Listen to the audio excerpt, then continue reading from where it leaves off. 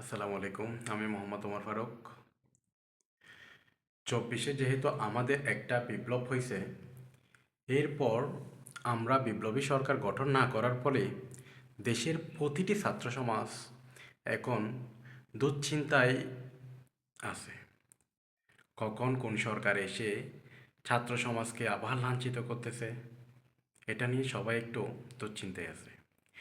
এই মুহূর্তে আমার যা মনে হয়, আমরা সবাই মিলে জোর দাবি তোলা। গত ১৫ বছরে যারা খুন, গুম, লুটপাট, দুর্নীতি, বিশেষভাবে ২৪-এর গণহত্যা সংগঠিত করেছে, অতি দ্রুত আইনের আওতায় এনে তাদের বিচার এবং সাজা নিশ্চিত করতে হবে। পাচারের অর্থ, লুণ্ঠনের অর্থ রাষ্ট্রীয় কোষাগারে ফিরিয়ে আনতে হবে। নিরীহ জনগণের জান, মাল এবং ইজ্জতের নিরাপত্তা সরকারকে অবশ্যই নিশ্চিত করতে হবে।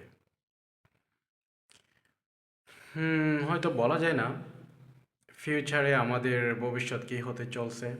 এই জন্য দেশের প্রত্যেকটা ছাত্র সমাজ যাতে সুন্দরভাবে বাঁচতে পারে এটা নিশ্চিত করা অতীব জরুরি। যেহেতু ২৪-এর এটা বিপ্লব হয়েছে, বিপ্লবী সরকার গঠন করা আমাদের অত্যন্ত গুরুত্বপূর্ণ বিষয় ছিল। ওকে, বাই।